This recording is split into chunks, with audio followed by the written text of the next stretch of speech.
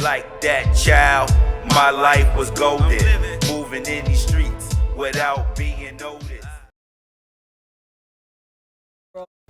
Yo, I'm Eazy-E from the world's most dangerous rap group, NWA, and we'd like to thank everybody at the NARM. You know who's down and who's not. Straight out of Compton, crazy motherfucker named Ice Cube, from the gang called niggas with attitude. You put the dot on your target, then you blow the shit out the motherfucker. No joke. NWA is deemed the most dangerous group in hip-hop, but very few people have seen how positive these guys really are. Hit him up, big. Get him up,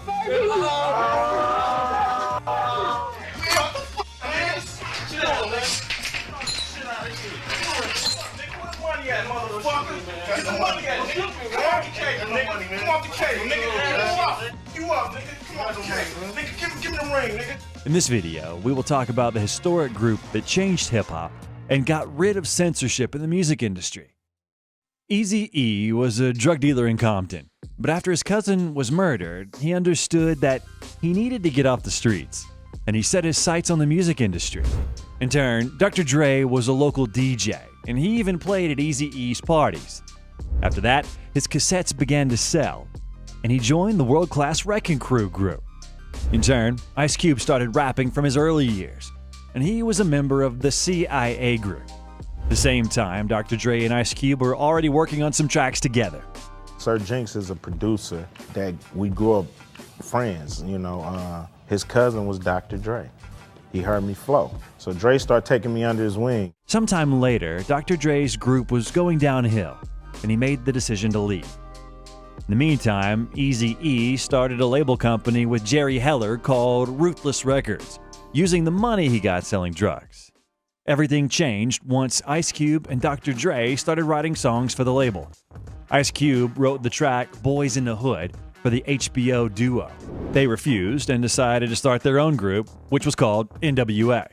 The original lineup, formed in early 1987, consisted of Arabian Prince, Dr. Dre, Eazy-E, and Ice Cube, with DJ Yella and MC Ren joining later that year. The DOC was an unofficial member of the group. The boys wanted to talk about what goes on in the hood, about the poverty, the daily criminal activities, and so on. This crisis in the Gulf, all that's bull to me. It's politics, you know.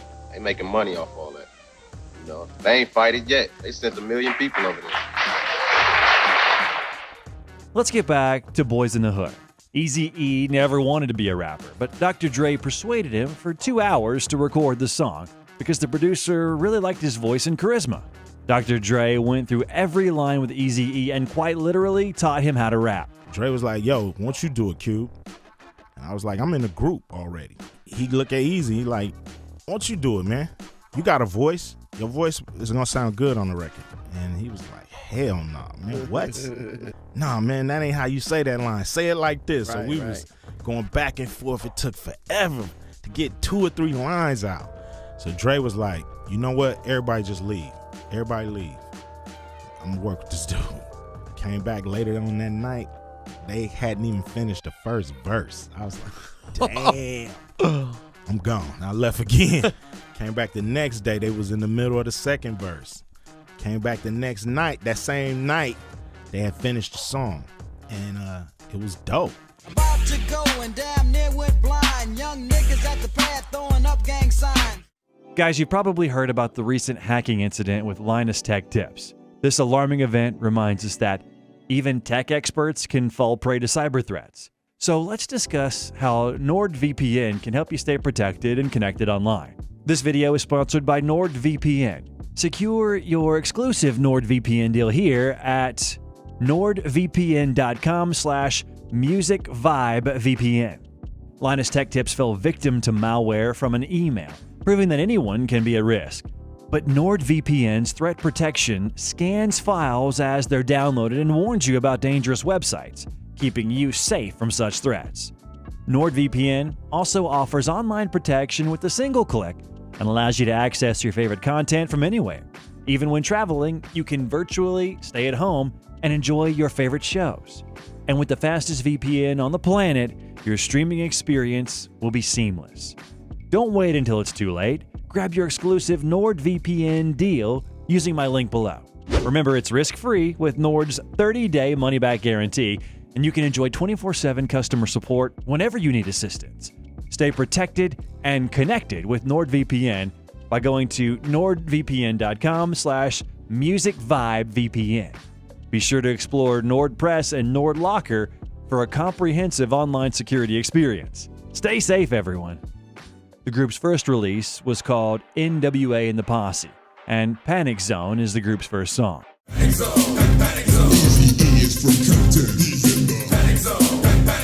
After the release of NWA and the Posse, Ice Cube left the group for a year to study drafting at the Phoenix Institute of Technology. When he returned in 1988, the group recorded and completed Eazy-E's solo album, Eazy Does It. Wanna turn up? Oh shit, man. Now wanna turn up? Oh shit. Dr. Dre and DJ Yella did most of the producing, while MC Ren and Ice Cube wrote most of the lyrics. Girls ain't nothing but female dogs to me, bitches. I'm sorry for that verse. Cover the lens on the TV screen. You know, for me and my gang just can't be seen. In 6 weeks, the guys finished working on the epic album Straight Outta Compton. Ice Cube wrote the song Fuck the Police, and Dr. Dre thought that it's too violent. However, after Eazy-E and Dr. Dre got arrested for shooting paintballs at cars, they included the song in the release. Police coming straight from the underground. A young nigga got it bad 'cause I'm brown. As a result, the FBI sent a warning letter to Ruthless and its parent company Priority, suggesting that NWA should watch their step. In addition to this song, the government also had issues with the songs Gangsta Gangsta and I Ain't the One.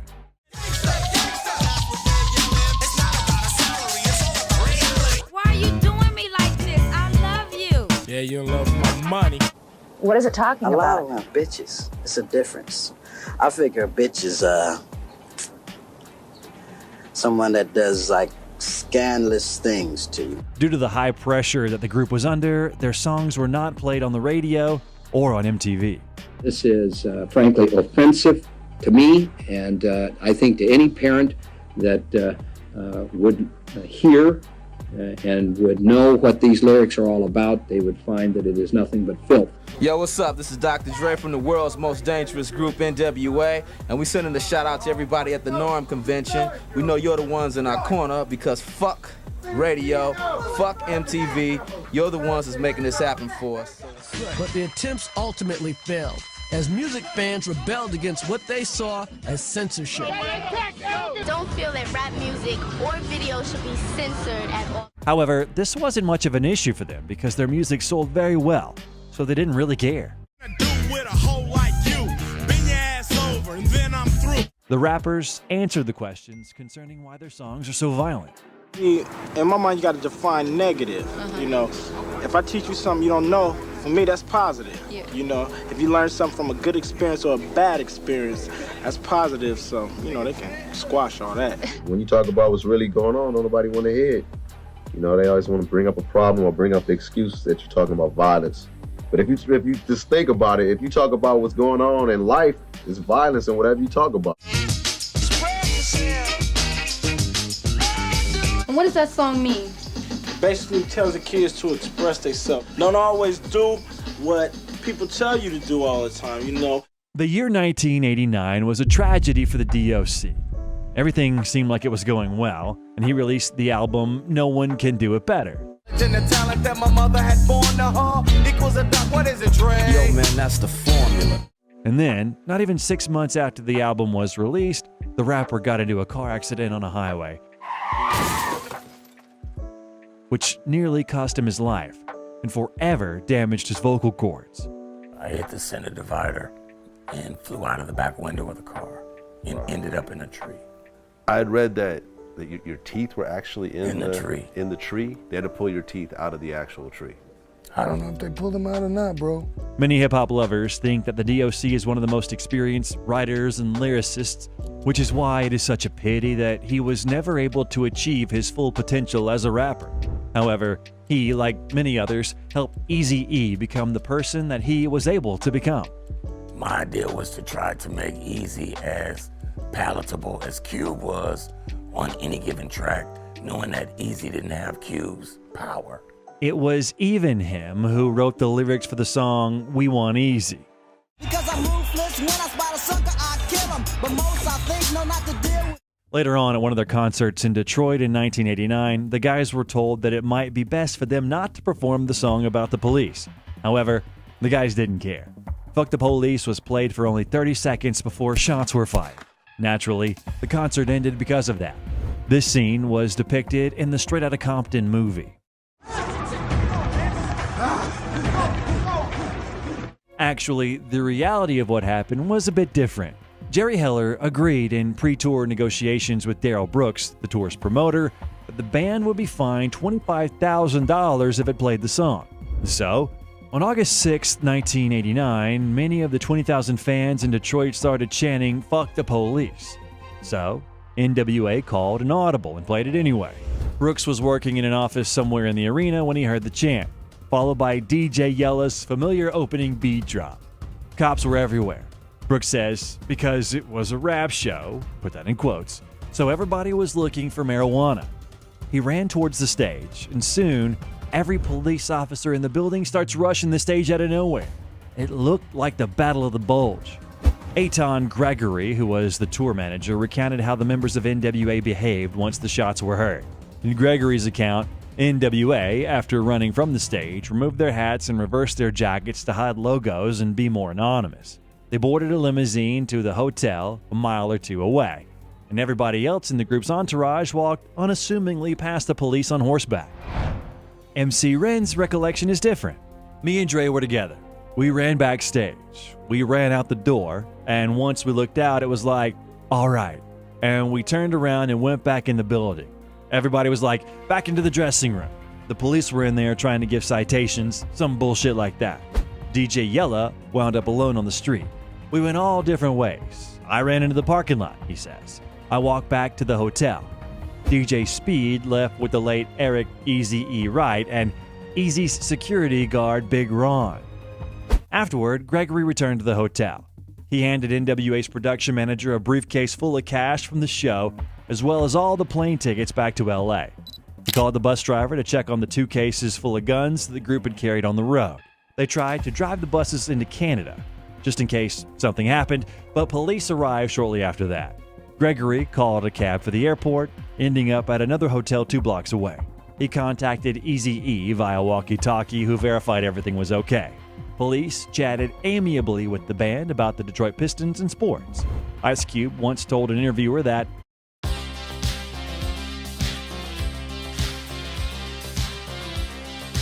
they corralled us, arrested us all, and all they wanted was damn autographs for their daughters and sons.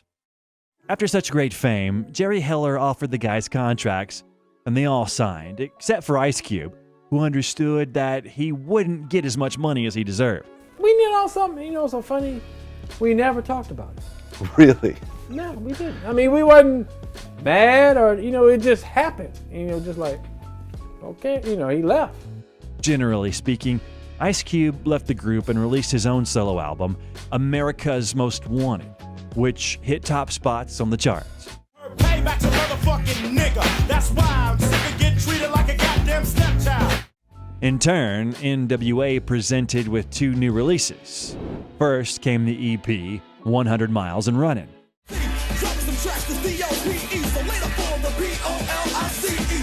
And then the second album.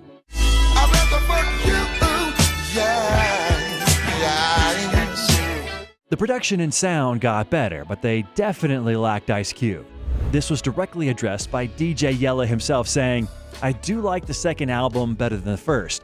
The first one had more hits, but production-wise, I like this one better. It would have been great if Ice Cube would have got on that album, but it sounds better. We put more into it. Apparently, this is what prompted the group to start picking at their former colleague, calling him a traitor and whatnot.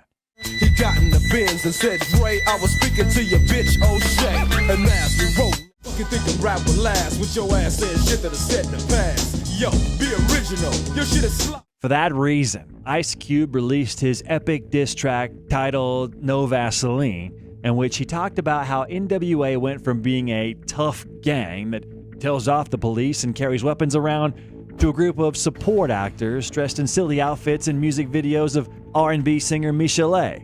But of course, the most powerful line on the track was this.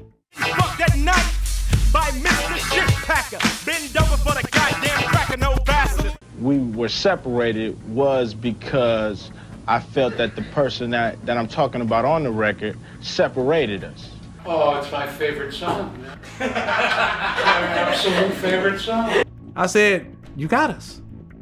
The one who got lucky was the DOC. Were you glad that you weren't on No Vaseline? Oh, yeah. Oh, yeah. Generally speaking, Ice Cube won this battle.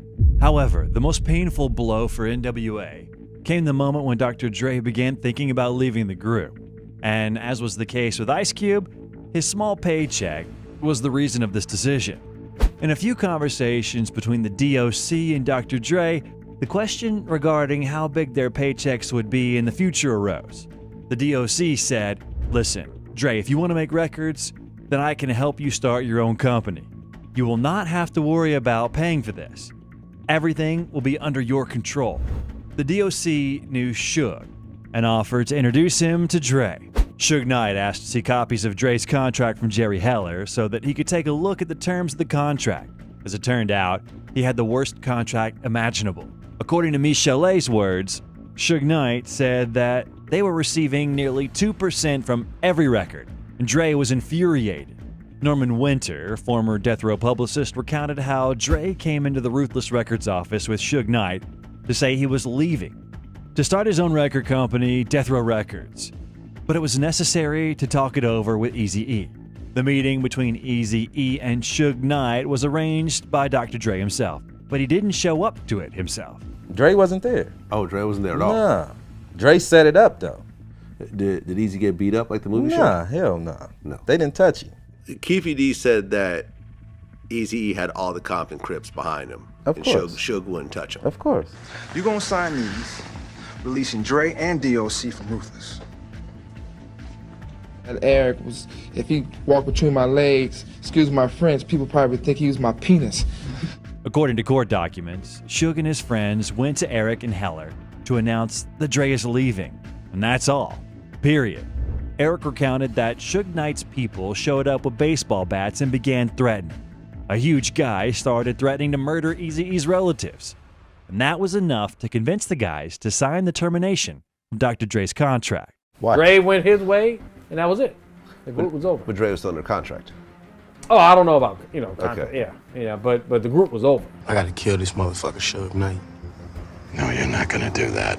Generally speaking, he attempted to talk him out of this notion. Eazy-E sued them under the RICO Act. This was the first time that the RICO Act was used in the music industry. Suge tried to destroy my record company. So right now we're getting everything back together and we finna come out, fully loaded. In Eazy-E's statement, there were mentions of money laundering, blackmail, and violent threats. When you say they don't respect your talent, what exactly, do you mean? I mean, I guess they took advantage of me not knowing the record business back in the day. But I know what's up with those numbers now. Can't be quick. And Dre released his debut album. In the opening...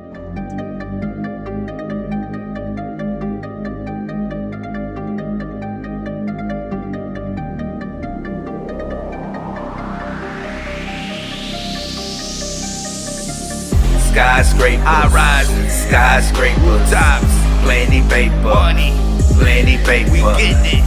Tell my haters, tell them what? Tell my haters, tell them what? I'm on a mission, I'm on one. I see them later. Let's get it. Skyscraper, skyscraper, all of them. Plenty paper, 149, plenty paper. A5. Tell my haters, tell my haters. We're legends is born. I'm on a mission. Let's get it. I see them later. You know what time it is? Skyscrapers. New paper, green gators, matching new paper. Money, ice, silver, and black Oakland Raiders. Shining. More money, more problems, old haters. I'm serving all tables like a waiter. Feeling like Snowman got my weight up.